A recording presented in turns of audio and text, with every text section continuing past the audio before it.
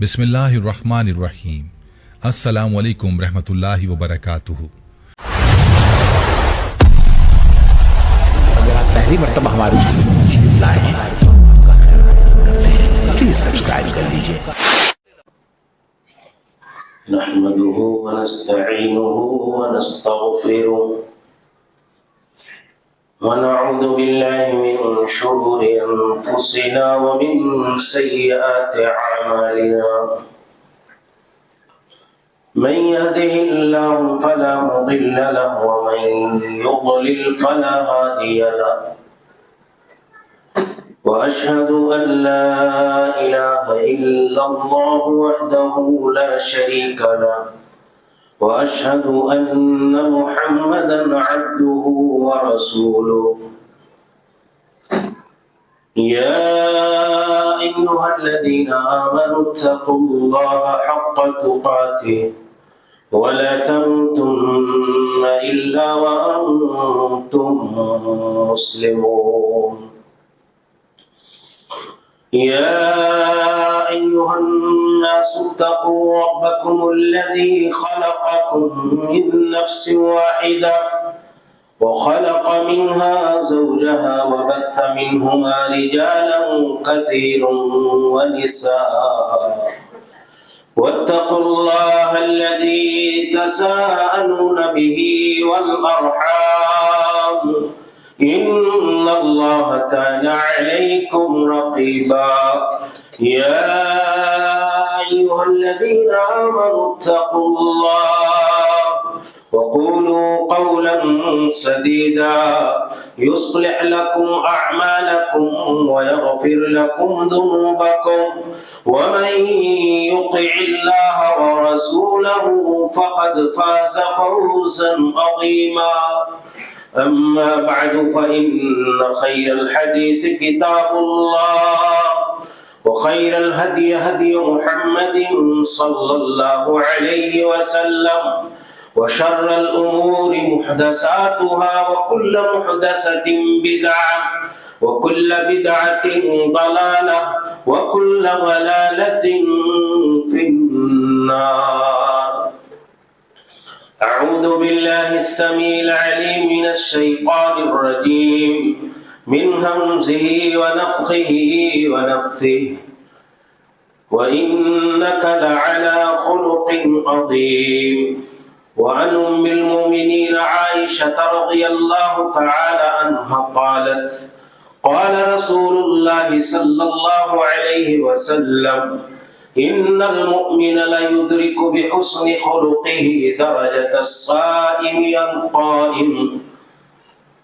سبحانك لا علم لنا إلا ما علمتنا إنك أنت العليم الحكيم. رب اشرح لي صدري ويسر لي أمري واحلل عقدة من لساني يفقهوا قولي. تمام قسم کی حمد و ثنا، عظمت و کبریائی، بڑائی و بزرگی خالق کائنات مالک ارض و سماوات اللہ جل شانہ کے لیے لائق اور سزاوار ہے، جو ہمارا آپ کا ساری انسانیت کا تمام مخلوقات عالم کا تنے تنہا خالق، مالک، رازق، پالنہار اور پروردگار.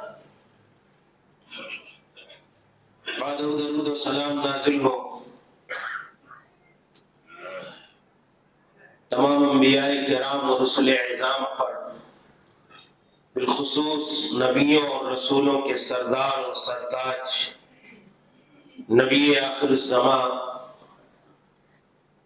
سید الاولین والآخرین خاتم الانبیاء والمرسلین شفیع المذنبین رحمت للعالمین حبیب و رب العالمین جناب محمد عربی صلی اللہ علیہ وسلم پر، آپ کے آل و اصحاب پر، ان تمام لوگوں پر جنہوں نے آپ کے دین، راستے، طریقے اور لائی ہوئی شریعت کی پیروی کی سب پر اللہ کی رحمتیں، برکتیں، سعادتیں اور سلامتی نازل ہو، آمین۔ قابل احترام اسلامی بھائیوں، بزرگوں، نوجوان ساتھیوں، عزیزوں اور اسلامی رشتے کی ماؤں اور بہنوں،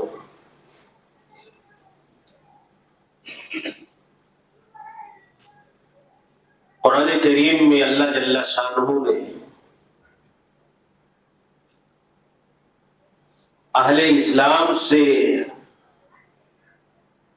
بہت ساری چیزوں کا مطالبہ کیا۔ اسی میں سے ایک بات یہ بھی ہے کہ ادخلوا فی السلم کافہ، کہ اے ایمان والو، ایمان اور اسلام کے اندر مکمل طور پر داخل ہو جاؤ، کامل ترین مسلمان بن کر کے زندگی گزارو۔ ایمان اور اسلام کے جو تقاضے ہیں اور اس کی جو تعلیمات ہیں اور اس کے جو ہمہ جہت پہلو ہیں زندگی گزارنے کے،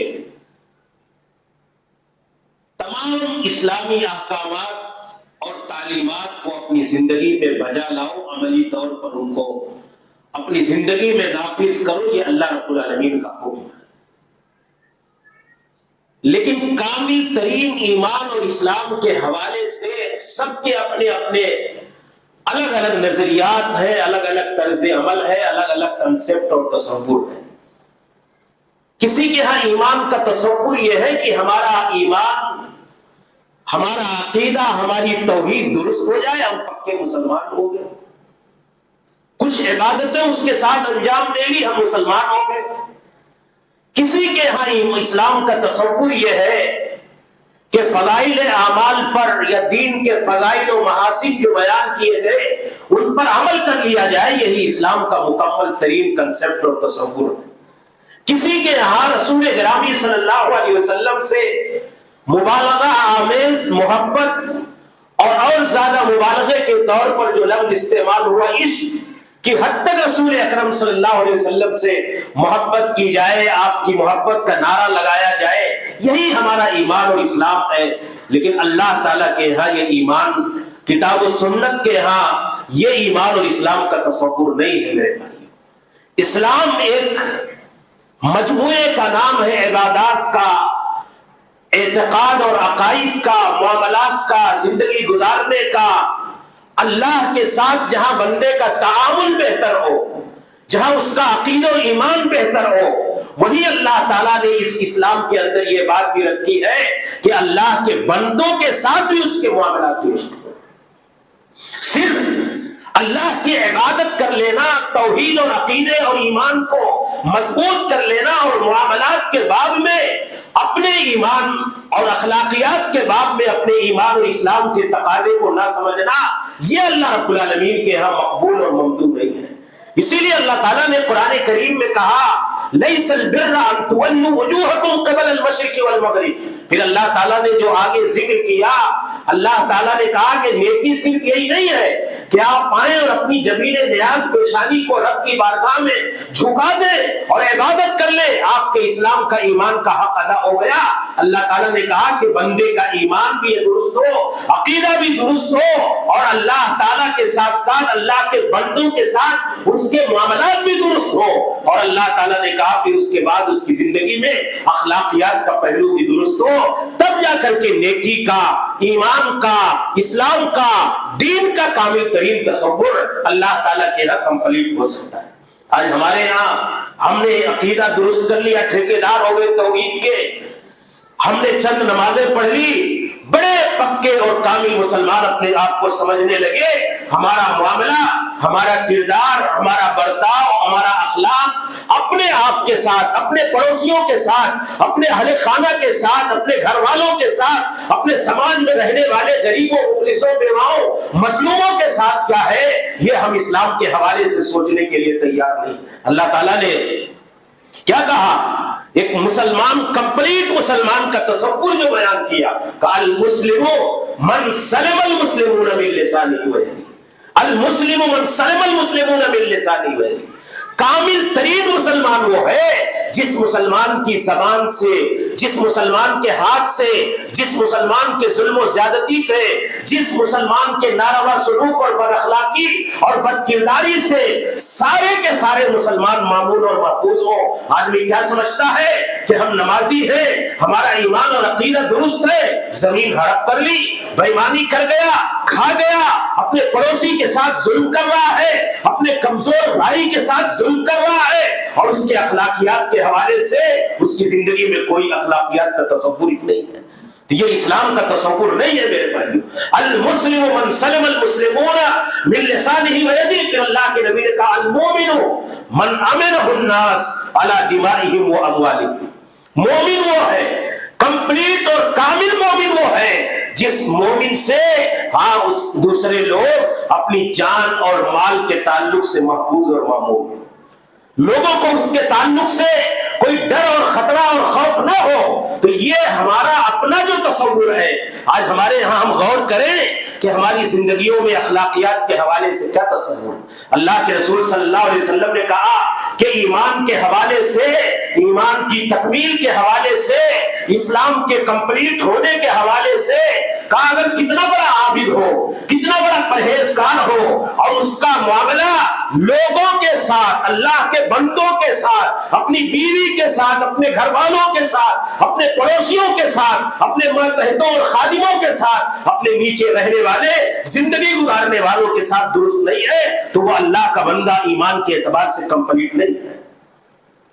جہاں ہمیں نمازیں، جہاں ہمیں اللہ کی عبادات، جہاں ہمیں اللہ رب العالمین کی بارگاہ میں صدقہ و خیرات، جہاں ہمیں حج کرنا ہے، بھی حج کے موسم میں ہم اشہر حج میں داخل ہو گئے، ہم جا رہے ہیں۔ آپ غور کرو میرے بھائیو، ابھی رمضان گیا، اس کا مقصد کیا تھا؟ اس کی تربیت اور اس کا فلسفہ کیا تھا کہ اللہ رب العالمین ہمارے باطن کو سنوار کر کے جہاں اللہ کے ساتھ اللہ کا تقوی ہمارے اندر پیدا ہو، اللہ کے ساتھ ہمارا تعامل درست ہو، وہیں اس بات کی بھی تربیت اور ٹریننگ کے لیے آیا کہ اللہ کے بندوں کے ساتھ کیا کہا اللہ کے رسول نے؟ روزے دار ہے، جھوٹ نہ بولے، کوئی گالی دے دے حالت صوم میں تو آپ کیا کہیں؟ انی امرؤ صائم، ہاں میں حالت صوم میں ہوں، میرے لیے ریئیکشن اور رد عمل کے طور پر گالی دینا روا اور درست نہیں ہے۔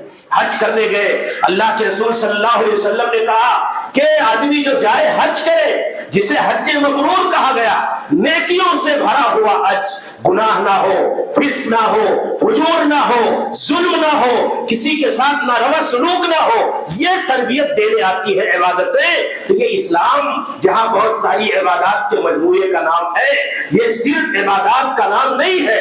ہمارے اخلاقیات، ہمارا اخلاق درست ہو، یہ بھی اللہ رب العالمین کا ہم سے ڈیمانڈ اور مطالبہ ہے، اور اللہ تعالیٰ نے قرآن کریم میں کئی جگہ، آج ہم غور کریں میرے بھائیوں کہ ہم نے اسلام کے اس تصور کو کس طور پر سمجھا ہے۔ اللہ کے رسول نے کہا ایمان اور اسلام کے اعتبار اور تکمیل کے لیے ایمان کے ساتھ ساتھ، عبادتوں کے ساتھ ساتھ، معاملات کے ساتھ ساتھ بندے کے اخلاق کے پہلو بھی اللہ کی بارگاہ میں درست ہونے چاہیے۔ اکمل المؤمنین احسنهم خلقا، اکمل المؤمنین احسنهم خلقا۔ اگر آدمی کے اخلاق درست نہیں ہے، آدمی کا رویہ، بہیو، برتاؤ، سلوک اللہ بندوں کے ساتھ، لوگوں کے ساتھ، اپنے آپ پڑوسیوں کے ساتھ درست نہیں ہے، اپنے ماتحتوں کے ساتھ درست نہیں ہے، تو رب کی بارگاہ میں اس کا ایمان مکمل نہیں ہو سکتا۔ اسی لیے میرے بھائیوں آپ دیکھیں گے رسول کریم صلی اللہ علیہ وسلم کی زندگی میں جہاں رسول اکرم صلی اللہ علیہ وسلم نے اس بات کی تعلیم دی، دعا کرتے تھے اللہ سے دعا کرتے تھے کہ اللہ تعالیٰ جہاں میں عبادت گزار ہوں، میرے قدموں میں ورم آ جاتا ہے، راتوں کو عبادتیں کرتے کرتے تیری بارگاہ میں تیرا شکر گزار بندہ بن جاؤں۔ وہی اللہ کے رسول رب کی بارگاہ میں اس بات کی دعا مانگا کرتے تھے کہ اللہ میرا ظاہر حسین ہے، میری بناوٹ اور ساخت خوبصورت ہے، تو نے مجھے ظاہری طور پر بڑا جمیل اور حسین اور پرکشش بنایا ہے، اے اللہ تعالیٰ میرے باطن یعنی میرے اخلاق کو درست کر دے۔ یہ دعا ہوتی تھی رسول اکرم صلی اللہ علیہ وسلم، اللہم حسنت خلقی فاحسن خلقی، کہ اللہ رب العالمین تو نے خلق کے معنی کہتے ہیں ظاہری ساخت اور بناوٹ کو، خلق کہتے ہیں باطن کو، یعنی یہ دل، اور جب تک آدمی کا دل حسین نہیں ہوگا وہ اس دھرتی پر کسی انسان کے ساتھ اچھا رویہ نہیں اپنا سکتا۔ کتنا حسین جمیل ہو، کتنا خوبصورت دیکھنے میں بڑا انتہائی پرکشش کیوں نہ لگتا ہو، لیکن اگر اس کا یہ باطن درست نہیں ہے تو وہ اللہ کے بندوں کے ساتھ قطعاً زندگی میں کبھی اچھا معاملہ نہیں کر سکتا۔ اور جس دن یہ باطن درست ہو جائے گا، جس دن یہ دل پاک ہو جائے گا، کیوں ابھی کسی آدمی سے آدمی کے دل کے اندر حسد کا مرض ہے، کسی کے تعلق سے وہ حسد کا شکار ہے، تو وہ آدمی، اللہ کے رسول نے کیا کہا، کسی سے ملنا مسکرا کر کے، خندہ پیشانی سے مل کر کے، یہ بھی ایک بڑی نیکی ہے اور صدقہ ہے، تبسم کا فی وجہ اخی کا صدقہ۔ اب ہماری ملاقات ہوئی اس آدمی سے، میرا دل حسد سے بھرا ہوا ہے، تو چہرے پہ مسکراہٹ کے آثار نظر نہیں آنے والے، یہ مرض ہے دل کا۔ اور جب یہی صحیح ہوگا، دل میں حسد نہیں ہوگا، یہ خوبصورت حسین اور جمیل ہوگا، تو ملنے کا انداز بڑا پیارا، نرالا اور بہت ہی محبت آمیز ہوگا۔ اسی طرح اگر دل کے اندر یہ مرض اور یہ غلاظت اور یہ ناپاکی بھری ہے کہ وہ کبر کا شکار ہے، اپنے مال پر، اپنی دولت پر، اپنے شہرت پر، اپنے حسب و نسب اور خاندان پر، اپنے علم پر، کسی بھی جہت سے وہ کبر و نخوت کا شکار ہے، تو اس کا معاملہ سامنے والوں سے ملنے کا، مسکرانے کا، بات کرنے کا، اس کا ایٹیٹیوڈ اور انداز الگ ہو جاتا ہے۔ کیوں اس دل کے اندر کبر کی غلاظت بھری ہوئی ہے۔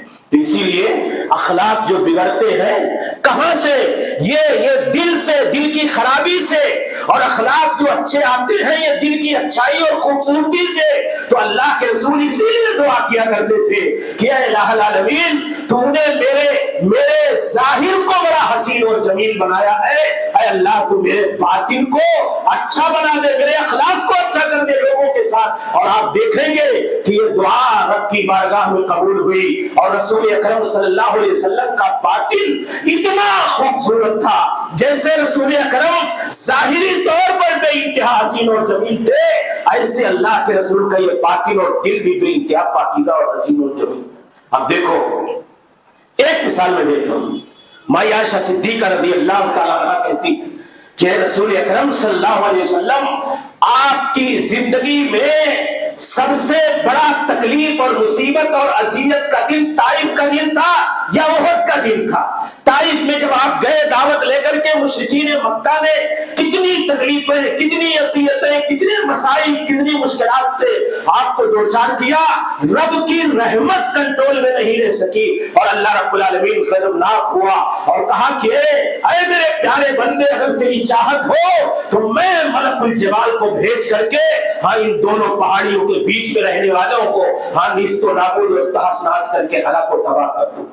لیکن رسول اکرم صلی اللہ علیہ وسلم نے کہا کہ اللہ تعالیٰ مجھے امید ہے کہ انہی نسلوں میں سے تیری توحید کا ترانہ پڑھنے والے، تیری توحید کا گن گانے والے، تیرے توحید کے کلمے کا اعلان کرنے والے ایک نہ ایک دن پیدا ہوں گے۔ میں نہیں چاہتا کہ اللہ انہیں غصے کے نتیجے میں ہلاک اور برباد کر دیا جائے، تو اپنے رحمت کے دامن میں انہیں جگہ دے کر کے معاف فرما دے۔ رسول اکرم چلے آئے احد پہ، بھائی آپ کو عثمان اسلام نے لعان کیا، تو میں عائشہ نے پوچھا اللہ کے نبی، احد کا دن جو آپ کے لیے سختی کا دن تھا، مصیبت کا دن تھا، اذیت کا دن تھا، وہ سخت تھا یا طائف کا احد کا دن؟ رسول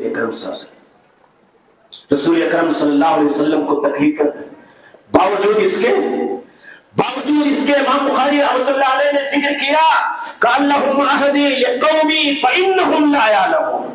بدائع الفوائد کے اندر ابن القیم الجوزیہ رحمۃ اللہ علیہ نے ذکر کیا کہ اس چھوٹے سے جملے پہ آپ غور کریں۔ میں نے جو کہا نا کہ اللہ کے رسول دعا کرتے تھے، اللہ میرا ظاہر حسین ہے، میرے باطن کو حسین بنا دے، اس باطن کے حسن کا مظہر یہاں آپ دیکھ سکتے ہیں، اس دل کی خوبصورتی کی دلیل آپ یہاں نمایاں طور پر دیکھ سکتے ہیں کہ اتنی تکلیفوں کے بعد رسول اکرم صلی اللہ علیہ وسلم نے اللہ تعالیٰ سے ان کی ہلاکت و تباہی کے لیے دعا نہیں کی، اور کہا کہ اے اللہ میری قوم کو ہدایت دے دے، یہ بیچارے لا علم ہے، معذور ہیں۔ ابن القیم کہتے ہیں کہ 4 باتیں اس میں آپ کے لیے قابل غور ہیں۔ ایک چیز کیا کہ ایک تو اللہ کے رسول نے معاف کر دیا، اگر ان کی تکلیفوں اور اذیتوں کو معاف نہ کرتے تو اللہ کے رسول صلی اللہ علیہ وسلم دعا نہ کرتے۔ تو پہلی بات یہ آپ کے دل کی پاکی تھی کہ دشمنوں کے ظلم و زیادتی کا کینہ اپنے دل کے اندر نہیں رکھا، اور رسول اکرم صلی اللہ علیہ وسلم نے اپنے دل کی پاکی کا اظہار کرتے ہوئے اللہ کی بارگاہ میں دعا کی کہ اللہ ان کو تو معاف کر دے۔ پھر اللہ کے رسول صلی اللہ علیہ وسلم نے کیا کیا؟ ان کے لیے ہدایت کی دعا مانگی۔ یہ کتنی بڑی نعمت ہے، ایک انسان کی زندگی کی سب سے بیش قیمتی نعمت اللہ رب العالمین کی ہدایت ہے، اور اس ہدایت کی دعا سید المرسلین جناب محمد رسول اللہ کے حق میں اپنے دشمنوں کے حق میں مانگے۔ سب سے بڑھیا چیز کی دعا کر رہے ہیں، معاف کیا، پھر ان کے حق میں ہدایت کی دعا کی۔ اگر ہمیں اور آپ کو کسی سے تکلیف پہنچ جائے تو ہم اس سے بائیکاٹ ہو کر کے کہنے لگتے ہیں میرا اس سے کوئی لینا دینا نہیں، لیکن رسول اکرم صلی اللہ علیہ وسلم نے کہا، ابن القیم لکھتے ہیں لقومی اللہ، یہ میرے اپنے لوگ ہیں، میری قوم کے لوگ ہیں۔ اللہ کے رسول صلی اللہ علیہ وسلم نے ان سے قطع تعلق کا اعلان نہیں کیا، کسی بیزاری کا اعلان نہیں کیا، علیحدگی کا اعلان نہیں کیا، اپنی نسبت کو ان سے باقی رکھا۔ یہ آپ کے دل کی پاکی اور صفائی اور آپ کے عفو و درگزر کی اعلیٰ مثال ہے۔ پھر کیا کہا؟ لا یعلمون، ان کی طرف سے رب کی بارگاہ میں عذر پیش کیا اور کہا اللہ یہ معذور لوگ ہیں، انہیں میری حیثیت، میرے مقام، میرے مرتبے کا علم و شعور نہیں ہے، اس لیے انہوں نے یہ میرے ساتھ برتاؤ کیا ہے۔ اے اللہ، پہلی چیز معاف کیا، دوسری چیز ہدایت کی دعا مانگی، تیسری چیز کہا یہ میرے اپنے لوگ ہیں، چوتھی چیز کہا اللہ کے رسول نے کہ یہ بیچارے معذور لوگ ہیں، اللہ یہ لا علم لوگ ہیں، انہیں شعور اور علم نہیں ہے کہ یہ میری حیثیت اور میرے مقام اور مرتبے کو سمجھ کر کے میرے ساتھ کون سا برتاؤ کرے۔ تو یہ اللہ کے رسول صلی اللہ علیہ وسلم دعا مانگا کرتے تھے، اور اس دعا کی قبولیت کے مظاہر اللہ تعالیٰ نے آپ کے دل کو، باطن کو بے انتہا خوبصورت بنایا تھا۔ اعلیٰ قسم کے اخلاقی نمونے سیرت کی کتابوں کے اندر رسول اکرم کی حیات طیبہ میں آپ کو نمایاں طور پر دیکھنے کو ملیں گے۔ ہم غور کریں، رسول اکرم صلی اللہ علیہ وسلم کی سیرت کو پڑھیں، آپ کی زندگی کو پڑھیں، آپ کی حیات طیبہ کو پڑھیں کہ آیا ہمارے اخلاقی حالات کیا ہیں۔ رسول اکرم نے صرف یہ نہیں کہا کہ آدمی تقوی اختیار کر لے، عبادتیں کر لے، بہت بڑا متقی ہو جائے گا۔ ایک صحابی آئے اور اللہ کے رسول صلی اللہ علیہ وسلم سے پوچھا، اللہ کے نبی نصیحت کر دیجیے، کہا کہ اتق اللہ حیث ما کنت، جہاں کہیں رہیے اللہ کے تقوی کے ساتھ زندگی گزاریے، واتبع السیئۃ الحسنۃ تمحها، اور برائی کے بعد نیکی کر لیا کیجیے، آپ کی نیکی آپ کی برائی کے گناہ اور جرم کو مٹا کر کے رکھ دے گی۔ پھر تیسری نصیحت اسی میں اللہ کے رسول نے کہا، وخالق الناس بخلق حسن، کہ لوگوں کے ساتھ بہترین تعامل، بہترین معاملہ کیجیے، اپنے اخلاق اچھے بنائیے، جہاں نمازیں ہوں، اللہ کا تقوی ہو، حج ہو، صوم ہو، صلاۃ ہو، صدقہ و خیرات ہو، وہی اپنے پڑوسیوں کے ساتھ، اپنے نیچے کام کرنے والوں کے ساتھ، غریب و مفلسوں کے ساتھ، اپنے اقارب و رشتہ داروں کے ساتھ، مظلوموں اور کمزوروں کے ساتھ آپ کا تعامل بھی اچھا ہونا چاہیے۔ یہ رسول اکرم صلی اللہ علیہ وسلم کی وصیت تھی۔ آج ہماری زمانے، آج ہمارا کردار، آج ہمارا اگر کسی کو اللہ پاور دے دے، طاقت دے دے، تو وہ سراپا ظالم بن کر کے اپنی طاقت بھر لوگوں کے ساتھ ظلم و زیادتی کرتا ہے، اپنی زبان سے، اپنے ہاتھ سے، اپنے کردار سے، اپنے کرتوت سے اس کو احساس نہیں ہوتا کہ یہ ہمارا عمل، یہ ہمارا کردار، یہ ہمارا برا برتاؤ آیا سامنے والے کے لیے کہیں تکلیف اور اذیت کا باعث تو نہیں ہے، کہیں ہم بد اخلاقی کا نمونہ تو نہیں پیش کر رہے ہیں۔ یہ سارے حالات ہمیں سوچنے کی ضرورت ہے میرے بھائیوں۔ اگر ایک بندے مومن اپنے اخلاق کو درست کر لے، اپنے اعمال، اپنی عبادتوں کے ساتھ ساتھ لوگوں کے، اللہ کے ساتھ ساتھ اللہ کے بندوں کے ساتھ اپنے اعمال درست کر لے، تو اللہ تعالیٰ نے بے انتہا بشارتیں سنائی ہیں۔ رسول اکرم صلی اللہ علیہ وسلم نے کہا کہ ان من احبکم الی واقربکم منی مجلسا یوم القیامہ احسنکم اخلاقا، کہا قیامت کے روز میرا جو سب سے محبوب بندہ ہوگا، میرے جو سب سے قریب ترین بیٹھنے والا ہوگا، اس کے اخلاق اچھے ہو، جس کے اخلاق اچھے ہو، بہتر ہو، وہ آدمی بروز قیامت میرا سب سے قریبی ہوگا۔ یہ اللہ کے رسول صلی اللہ علیہ وسلم نے فضیلت بیان کی۔ کہا جنت میں صحابی نے پوچھا کہ اللہ کے رسول سب سے زیادہ کس عمل کی بنیاد پہ لوگ جہنم میں جائیں گے؟ ان اکثر ما يدخل الناس النار، قال الفم والفرج، زبان کی وجہ سے اور اپنی شرمگاہ کی وجہ سے جو لوگ اپنی زبان کا غلط استعمال کریں گے، شرمگاہ کا غلط استعمال کریں گے، اللہ تعالیٰ انہیں جہنم میں ڈھکیلے گا۔ اور کہا کہ ان اکثر ما يدخل الناس الجنہ، سب سے زیادہ کس عمل کی بنیاد پر جنت میں جائیں گے؟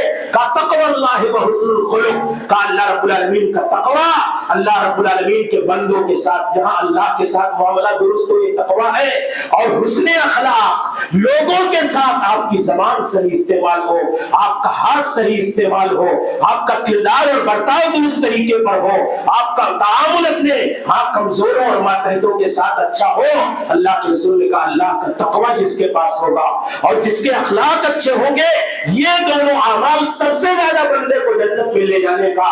کہا یہی نہیں، ما من شیء اثقل فی میزان المؤمن یوم القیامہ من حسن الخلق، کہا سب سے زیادہ جب ہماری نیکیاں توڑی جائیں گی، جب ہمارے اعمال تولے جائیں گے، میزان حسنات و میزان سیئات کے پڑوں میں رکھے جائیں گے، تو کہا کہ سب سے زیادہ بدنی جو عمل بندے کا بننے والا ہے وہ اللہ کے بندوں کے ساتھ اس کے اخلاق ہے، اس کا تعامل ہے، اس کا برتاؤ ہے، اس کا کردار ہے، اس کا رویہ اور سلوک ہے، چاہے وہ بیوی کے ساتھ ہو، بچوں کے ساتھ ہو، پڑوسیوں کے ساتھ ہو، اپنے خادموں اور نوکروں کے ساتھ ہو، اپنے سماج اور سوسائٹی میں رہنے والے بے کس بے سہارا لوگوں کے ساتھ ہو، اس کی زندگی میں ظلم اور زیادتی نہ ہو۔ یہ اللہ کے رسول صلی اللہ علیہ وسلم نے کہا جنت کی بشارت دیتا ہوں، میں ایسے آدمی کے لیے جنت کی گارنٹی دیتا ہوں۔ ابو امامہ الباہلی رضی اللہ تعالیٰ عنہ حدیث کے راوی ہیں، ابو داؤد رحمۃ اللہ علیہ نے سنن کے اندر ذکر کیا، کہا رسول اکرم نے 3 اشخاص کے لیے جنت کی گارنٹی لی، کہا زعیم ببیت فی ربض الجنہ لمن ترک المراء وان کان محقا، کہا اگر حق پر ہوتے ہوئے آدمی جھگڑا اور لڑائی سے احتیاط اور اجتناب کرتے ہوئے اپنے حق سے دستبردار ہو جائے، حق پر ہے لیکن جھگڑا لڑائی نہیں کرنا چاہتا، اپنے حق سے اللہ کے لیے جھگڑا اور لڑائی سے بچنے کے لیے دستبردار ہو گیا، اللہ کے رسول نے کہا ایسے نیک انسان کے لیے، صبر کرنے والے کے لیے میں جنت کے اطراف اور کنارے کنارے کے حصے میں گھر کی گارنٹی دیتا ہوں، یہ میری اپنی ضمانت ہے۔ ضمانت کون لے رہا ہے؟ رسول اکرم صلی اللہ علیہ وسلم۔ بنگلے کی، گھر کی، ایک معمولی سے عمل میں پھر کہا انا زعیم ببیت فی وسط الجنہ لمن ترک الکذب وان کان مازحا، کا جنت کا جو مڈل کلاس ہے، درمیانی درجہ ہے، اس درجے میں جنت کی گھر کی گارنٹی لیتا ہوں اس شخص کے لیے جو مذاق کے طور پر بھی جھوٹ نہ بولے، جھوٹ سے اتنا دور رہنے والا ہو، جو مذاق اور مذاق کے طور پر بھی جھوٹ نہ بولے۔ اللہ کے رسول نے کہا میں جنت کا جو مڈل کلاس ہے، اس درجے میں گھر کی گارنٹی لیتا ہوں۔ پھر بھائی اور کریں، پھر اللہ کے رسول نے کہا وَأَنَا زَعِيمٌ بِبَيْتٍ فِي أَعْلَى الْجَنَّةِ فِي أَعْلَى الْجَنَّةِ لِمَنْ حَسَّنَ خُلُقَهُ، اس آدمی کے لیے جو اپنے اخلاق درست کر لے، اپنا برتاؤ درست کر لے، اپنا کردار درست کر لے، اپنا تعامل اور اپنی اس باطن کی اصلاح کر کے لوگوں کے ساتھ رویہ اور سلوک صحیح کر لے، اللہ کے رسول نے کہا جنت کا اعلیٰ درجہ جو ہے، جنت کا اعلیٰ درجہ جو ہے، اس اعلیٰ درجے میں گھر کی گارنٹی لیتا ہوں۔ یہ رسول اکرم صلی اللہ علیہ وسلم نے اچھے اخلاق اپنانے والوں کے لیے گارنٹی۔ پھر کہا یہی نہیں، اچھے اخلاق کیا ہے؟ کوئی آدمی آپ کو گالی دے، آپ کو برا بھی لگے، تکلیف بھی ہو، آپ کے ساتھ غلط بھی کرے، تو بھی آدمی غلطی کے جواب میں غلط طریقہ نہ اپنائے، اپنے نفس سے جہاد کرے۔ تو اللہ کے رسول نے کہا اس نفس سے، یہی نفس سے تعلق ہے اخلاق کا، اسی دل سے تعلق ہے اخلاق کریمانہ کا۔ جہاد کریں گے اگر اللہ کی رضا کے لیے تو بدخلقی سے بچ جائیں گے، اور اگر اپنی نفس پرستی کا شکار ہو کر کے رہے تو لوگوں کے ساتھ ہمارا اخلاق برا ہوتا چلا جائے گا. اسی لیے جو نفس پرست نہ ہو کر کے اپنے نفس سے جہاد کرنے والا ہوگا, اللہ کے رسول نے بڑی فضیلت بیان کی, کہا ان المومن لا یدرک بحسن خلقه درجۃ الصائم القائم. کا ایک مومن جو اپنے اخلاق درست کر کے زندگی گزارے, وہ دن بھر روزہ رکھ کر کے اور رات بھر عبادتوں کی حالت میں گزارنے والے آدمی کے مقام اور مرتبے کو پا سکتا ہے. کون ہے؟ اخلاق لوگوں کے ساتھ کسی برائی کا بدلہ برائی نہ دے, کسی طرح کے ظلم اور زیادتی کا راستہ نہ اپنائے, وہ اپنے نفس سے کنٹرول کرے, اپنے نفس کو قابو میں رکھے, جہاد کرے نفس سے. تو یہ جہاد نفس سے کرنا یہ اس لیے کوئی معمولی عمل ہے روزہ رکھنا دن بھر, کوئی معمولی عمل ہے راتوں کو عبادتوں میں گزارنا, لیکن ایک مومن جس کے اخلاق اچھے ہو جائے, وہ مومن اپنے اخلاق کریمانہ کے باعث ایک دن بھر روزہ رکھنے والے اور رات میں قیام کرنے والے کے درجے اور مقام کو پا سکتا ہے. میرے بھائی یہ فضائل ہیں. وہیں آدمی اگر بدخلق ہے اور بہت بڑا نمازی ہے, ظالم ہے, پڑوسی کو ستا رہا ہے, اپنے کمزوروں کے ساتھ غیر اسلامی اور غیر اخلاقی رویہ اپنا رہا ہے, بدخلقی کا اعلیٰ ترین مظاہرہ کر رہا ہے سماج اور سوسائٹی میں زیادتی کی شکل میں, تو کہا اس کی نمازیں, اس کی نیکیاں, اس کا حج, اس کا صوم, اس کا صلاۃ, ہاں اس بدخلقی کی بنیاد پر اللہ رائے گا بھی کر سکتا ہے. اب دیکھو مفلس کس کو کہا اللہ کے رسول. صحابہ سے پوچھا میری امت کا مفلس کون ہے, تو کہا صحابہ نے جس کے پاس مال و منال, دولت و ثروت نہ ہو. کہا نہیں, میری امت کا مفلس وہ ہے جو حاجی ہے, نمازی ہے, زکاتی ہے, خوب خرچ کرتا ہے, حج کر کے آتا ہے, نماز میں صف اول میں رہتا ہے, لیکن اس کے اخلاق اچھے نہیں ہے کہ نہیں. مفلس وہ ہے نمازی, حاجی, زکاتی, صدقہ خیراتی, نیکی کے راستوں میں پڑھ کر کے رہنے والا, لیکن قد شتم ھذا وسفک دم ھذا واکل مال ھذا, کسی کا مال اپنی طاقت کی وجہ میں کھا گیا, کسی کمزور پر ظلم کر رہا ہے, کسی آدمی کو بیجا گالیاں دے رہا ہے, کسی کے ساتھ ظلم اور زیادتی کے راستے اپنا رہا ہے, اور کسی کا مال ہڑپ کر کے کھا جا رہا ہے, کمزوروں کو ستا اور ظلم کر رہا ہے. اللہ کے رسول نے کہا میری امت کا مفلس وہ ہے, ہاں اس کے مظالم کے گناہ ہاں اس آدمی کے جو ہے اس کی نیکیوں کو کھا جائیں گے. میری مائیں اور بہنیں, نماز تہجد گناہ کو کوئی ہو اور پڑوسی کے ساتھ اس کا معاملہ اچھا نہ ہو, یہ اسلام کو پسندیدہ نہیں. میرے بھائیوں, جہاں نمازیں ہماری درست, جہاں ہمارا حج درست, جہاں ہماری عبادتیں, میرے نوجوانوں آج کیا حال ہے, آج کیا حال ہے. آدمی چھوٹی چھوٹی باتوں پر مسلمان نوجوانوں کی کیا صورت حال ہے. ریئیکشن اور رد عمل کے طور پہ اگر کسی نے تھوڑا سا گاڑی وائی ٹھوک دیا تو گالی گلوچ, مار پیٹ, سب کچھ چالو ہو جاتا ہے. صبر اور تحمل اور حلم و بردباری ذرہ برابر پڑھو سیرت رسول کو. میرے بھائیوں, ہم پڑھے, آپ پڑھے, اپنی زندگیوں میں دیکھتے کہ مائی عائشہ کہتی یہودی لوگ آئے اور کہا السلام علیکم, آپ پر موت. مائی عائشہ سے خبر نہیں, گالی تھی, بددعا تھی. علیکم السلام اللہ, تم پر بھی موت ہو, لعنت ہو. مائی عائشہ نے ایک جملہ بڑھا کر کے پیش کر دیا. رسول اکرم کو دیکھو, مہلن یا عائشہ, مہلن یا عائشہ. اے عائشہ یہ کیا کر رہی ہو؟ انہوں نے السلام کہا میرے لیے, تم نے ریئیکشن کے طور پر علیکم السلام اللہ نے کہہ دیا, رد عمل کے طور پر یہ کیا کر رہی ہو؟ کہ اللہ کے رسول آپ نے سنا نہیں, انہوں نے آپ کو بددعا دی, آپ کو گالی دی, آپ کے الفاظ, آپ کے تعلق سے موت جیسے غلط الفاظ کا استعمال کیا. اللہ کے رسول نے کہا عائشہ سنو, ان اللہ رفیق ویحب الرفق فی الامر کلی, میرا رب نرم ہے, رفیق ہے, مہربان ہے, اور زندگی کے ہر معاملے میں نرمی کو پسند کرتا ہے. میں نے سنا, لیکن میری زبان رسالت معاف رد عمل کے طور پر گالی کے بدلے, ان کے بدخلقی کے بدلے بدخلقی کے لیے امانہ نہیں کر سکتی. میں اسی طرح کے الفاظ اپنی زبان, پاکیزہ زبان سے استعمال نہیں کر سکتا. یہ رسول اکرم کی سیرت. آج ہمارا حال کیا ہے؟ ہاں, ایک دیا ہے تو 10 نہیں دیا تو سکون نہیں ہوگا. گالی. نوجوان کا حال نہیں, سکون ہی نہیں ہوگا. ایک تھپڑ اگر مار دیا غصے میں تو پھر لاٹھی ڈنڈا دوست احباب کو فون کر کے پہنچ گئے اس کے گھر دکان سڑک پر اور پورا ہنگامہ واویلا اور علم و بردباری ہے. ہماری زندگیوں میں ذرہ برابر نہیں. یہ مسلمانوں کا ہے. میرے بھائیوں ہم کون سا اسلام پیش کر رہے ہیں؟ میں عرض کر رہا تھا ایک حدیث ذکر کر کے بات ختم کر دیتا ہوں کہ صرف عبادتیں اسلام میں داخل نہیں.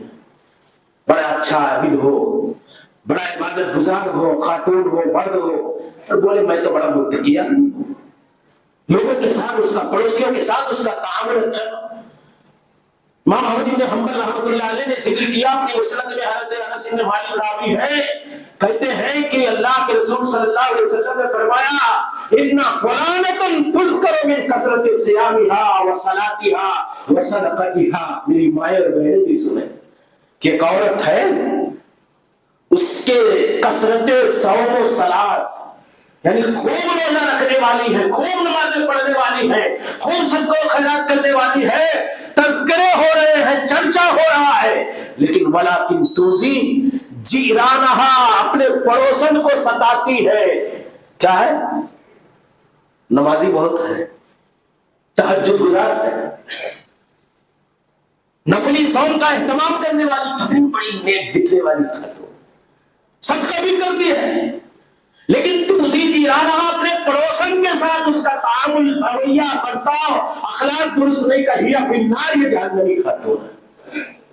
میرے بھائی غور کریں, ہی فی النار, یہ جہنمی ہے. یہ ہے اخلاق کی عظمت. اور کہا ایک عورت ہے صرف فرض نماز پڑھتی ہے, ایک عورت ہے صرف فرض روزے رکھتی ہے, صدقہ و خیرات کے لیے اس کے پاس مال نہیں ہے, لیکن اپنے پڑوسن کے ساتھ بڑا اچھا معاملہ ہے اس کا. رسول اکرم کہا فیا فی الجنہ, یہ جنتی خاتون. آپ اندازہ لگاؤ میرے بھائیوں کہ ہماری نمازیں درست ہو, اگر ہماری عبادتوں میں بھی کوتاہیاں, تو ہم غور کریں کہ اس حوالے سے بہت ساری باتیں ہیں, لیکن چند ایک دعوت فکر کے حوالے سے باتیں میں نے کہی. ہم غور کریں کہ ہماری زندگیوں میں اخلاقیات کے یہ صوم آیا, جو روزہ آیا, کس لیے آیا تھا؟ کہ ہمارے اخلاق کے اندر تبدیلی آئی. حج جانے والی عبادت ہے, یہ نماز ہمیں برائیوں سے روکتی ہے, یہ ساری عبادتوں کا یہ خلاصہ ہے کہ ہمارا تعامل جہاں اللہ کے ساتھ اچھا ہو, ہمارے اخلاق اپنوں کے ساتھ, پرایوں کے ساتھ, غیروں کے ساتھ, غیر مسلموں کے ساتھ, سب کے ساتھ اچھے ہوں. اور ہم سماج میں آج کہیں نہ کہیں اپنی بدخلقی کی وجہ سے اسلام کی شبیہ اور اسلام کی شکل و صورت کو بگاڑ کر کے پیش کر رہے ہیں. ہمیں ضرورت ہے اس بات کی کہ اسلام جو سچا اور اصل اسلام ہے, جو عملی اسلام ہے, ہم اپنے کردار اور اخلاق سے انسانیت کے سامنے اس اسلام کو پیش کریں. آج ہمارے بارے میں جو غلط فہمیاں اور غلط اوہامات اور غلط پروپیگنڈے پھیلائے جاتے ہیں, کہیں نہ کہیں ہماری بدخلقیوں کا اس میں دخل ہے. یعنی فاتح سندھ محمد ابن قاسم جب آئے سندھ سے تو اسی گجرات پر جب وہاں سے جانے لگے, تو ان کا مجسمہ بنا کر کے لوگ پوجا کر رہے تھے. کیوں؟ ایک مسلمان جو فتح کیا ہوا ہے, اس کے اخلاق اس سماج میں رہنے والے غیر مسلموں کے ساتھ اتنے مجسمہ بنا کر کے لوگوں نے پوجا کرنا شروع کر دیا. رسول اکرم کو دیکھو کیسے کیسے واقعات آئے. لوگ آئے ہیں قتل کرنے کے لیے, لوگ آئے ہیں آپ کے ساتھ بدسلوکی کرنے کے لیے, لیکن اللہ کے رسول کا برتاؤ اتنا اعلیٰ رہا کہ لوگ آپ کے کردار سے متاثر ہو کر کے مسلمان ہو گئے. اللہ نے کہا انک لعلی خلق عظیم. تو اس لیے میرے بھائیوں, جہاں ہم عبادات اور توحید اور عقیدے کے حوالے سے حساس ہو, وہی ہماری ذمہ داری یہ بھی ہے کہ ہم اپنے اخلاقی زندگی کے اخلاقی پہلو پر بھی غور کریں. ہمارے نوجوان غور کریں, میری مائیں اور بہنیں غور کریں.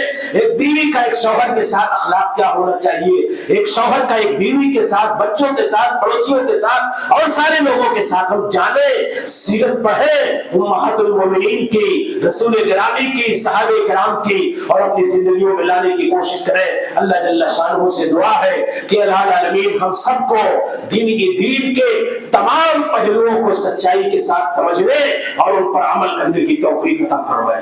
اللہ ہمیں اپنے عقائد و عبادات کے ساتھ ساتھ اپنے اخلاق و معاملات کے بھی درستگی کی توفیق عطا فرمائے، اللہ ہمیں اپنے اخلاق کی اصلاح کی توفیق عطا فرمائے، اللہ ہمیں سماج اور سوسائٹی میں بہترین اخلاق کریمانہ پیش کرنے کی توفیق عطا فرمائے۔ اللہ رب العالمین دنیا جہان میں جہاں کہیں مسلمان مجبور مقہور ہیں، اے اللہ اسلام اور مسلمانوں کی مدد فرما، اے اللہ اسلام اور مسلمانوں کی حفاظت فرما، اے اللہ اسلام اور مسلمانوں کو اس دنیا میں عزت و غلبہ کے ساتھ رہنے کی توفیق عطا فرما، اے اللہ پوری دنیا میں اور اپنے وطن عزیز میں امن اور شانتی کو قائم کرنے کے لیے ہر اچھی کوشش کرنے کی توفیق عطا فرما، اور سارے لوگوں کو امن اور شانتی کے ساتھ بنا کسی جنگ و جدال کے زندگی گزارنے کی توفیق عطا فرما۔ اللہ ہمارے اپنے وطن عزیز میں مسلمانوں کو اور اہل وطن کو عزت و سرخروئی کے ساتھ امن اور شانتی کے ساتھ زندگی گزارنے کی توفیق عطا فرما۔ اللہ رب العالمین ہمیں بخش دے، ہمارے والدین کو بخش دے، اور تمام اہل ایمان کو بخش دے۔ یا اللہ خاتمہ ہو تو ایمان اور اسلام پر ہو، موت آئے تو توحید اور سنت پر آئے، آمین۔ وآخر دعوانا الحمدللہ رب العالمین، استغفر اللہ لی ولکم ولسائر المسلمین۔ کرتے ہیں کہ آپ کو ہماری آج کی یہ ویڈیو ضرور پسند آئی ہوگی۔ اگر آپ کو ہماری آج کی یہ ویڈیو پسند آئی ہے تو آپ سے گزارش کرتے ہیں کہ آپ ہمارے چینل کو ضرور سبسکرائب کر لیں اور ساتھ ہی لگے بیل کے بٹن کو بھی پریس کر لیں تاکہ آپ کے پاس ہماری آنے والی مزید معلوماتی ویڈیوز کا نوٹیفیکیشن بر وقت ملتا رہے۔ سبسکرائب کے ساتھ ساتھ ہماری ویڈیوز کو لائک بھی کریں اور اپنی قیمتی رائے کا اظہار کمنٹس میں ضرور کریں۔ کمنٹس میں آپ اپنے سوالات بھی ہم تک پہنچا سکتے ہیں۔ اللہ تعالیٰ آپ کو اپنے حفظ و امان میں رکھے، آمین۔